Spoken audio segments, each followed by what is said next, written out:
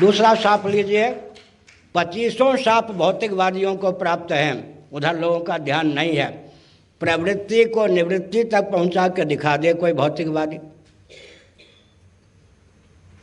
भौतिक विधा से जो प्रवृत्ति अपनाई जाती है उसका पर्यवसान कभी निवृत्ति में संभव है क्या? लेकिन मैं विज्ञान की दृष्टि से एक दृष्टांत देता हूँ, सावधान। जिस गति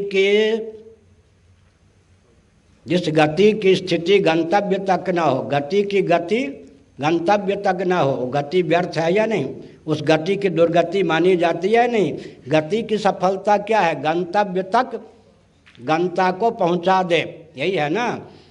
तो प्रवृत्ति की सार्थकता किस में है? निवृत्ति में। जितने भौतिकवादी हैं वो प्रवृत्ति का पर्यवसान निवृत्ति में कर ही नहीं सकते। उनकी प्रवृत्ति के गर्भ से प्रवृत्ति ही निकलती जाती है। इसका अर्थ क्या है?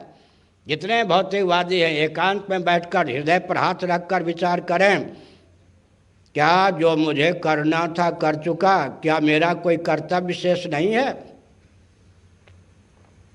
चीखता हुआ भौतिकवादी कहेगा, हाय जो करना था कर न सका, जो करना था कर न सका। कर्तव्य का अंत भौतिक विधा से संभव ही नहीं है। प्रवृत्ति का पर्यवसान निवृत्ति में भौतिक विधा से संभव नहीं है। यह दूसरा शाप भौतिकवादियों को प्राप्त है।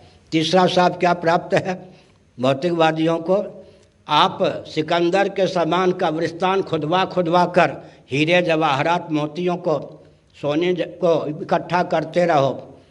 बैंक को आधुनिक जगत में बैंक को फेल करके धन इकट्ठा करते रहो। भारत के हीरे जवाहरात को विदेशों में लेकर विश्व बैंक में जमा करते रहो।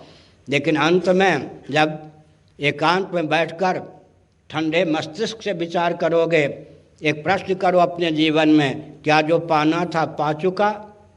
भौतिकवादियों के बस की बात नहीं, कभी अनुभव कर सकते कि जो पाना था पा चुका, मेरा कोई प्राप्तव्य शेष नहीं है। अच्छा, एक विश्वविद्यालय की बात नहीं, विश्व में जितने परिवार हैं सबको आप विश्वविद्यालय बना दीजिए, यूनिवर्सिटी बना दीजिए। और एक एक विषय से नहीं, 100 विषय से, आर्ट और साइंस दोनों दृष्टि से, विद्या और कला दोनों दृष्टियों से डिग्री डिप्लोमा की व्यवस्था कर दीजिए। एक ऐसे व्यक्ति की कल्पना कीजिए, विश्व के जितने विश्वविद्यालय हैं सबकी डिग्री डिप्लोमा जिसको प्राप्त हो, वो भी अगर एकांत में विचार करेगा कि जो जानना था क्या मैं जान चुका, रो पड़ेगा, हाय जो जानना था जान ना सका। इसका अर्थ क्या हुआ? भौतिकवादी किसी भेद का सदुपयोग करता हुआ निर्भेद परमात्मा तक मन को नहीं पहुंचा सकता। यह शाप है भौतिकवादियों को।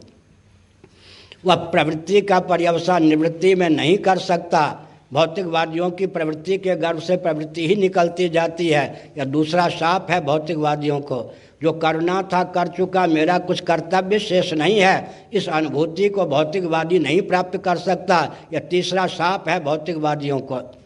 जो जानना था जान चुका, अब मेरा कुछ ज्ञातव्य शेष नहीं है, इस स्थिति तक भौतिकवादी नहीं पहुंच सकता जब तक वो भौतिकवादी बना हुआ है। इसी प्रकार से जो प्राप्त करना था प्राप्त कर चुका, मेरा प्राप्तव्य कुछ भी शेष नहीं है, यह अनुभूति भौतिकवादियों को नहीं हो सकती है। तो क्या हुआ? भगवद गीता का अनुशीलन कीजिए, 3 अध्याय का।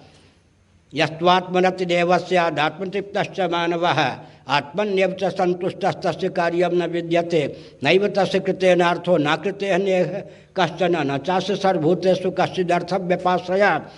7वें अध्याय का अनुशीलन कीजिए। यद ज्ञात्वा नेह भूयोन्यद ज्ञातव्यम अवशिष्यते। भगवान ने कहा कर्तव्य का अंत, ज्ञातव्य का अंत, प्राप्तव्य का अंत अध्यात्म विद्या और धर्म का आलंबन लेकर ही संभव है। इसका अर्थ क्या हुआ?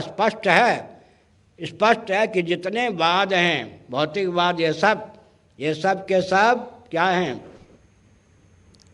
ये सब के सब जीवन को व्यर्थ करने वाले हैं। जीवन को सार्थक करने की क्षमता किसी भौतिकवादी के जीवन में संभव ही नहीं है। अतः जीवन को सार्थक करने के लिए, भव्य जगत की संरचना के लिए धर्म और अध्यात्म का आलंबन, सनातन सिद्धांत का आलंबन आज भी उतना ही उपयोगी है, आवश्यक है जितना कि पहले।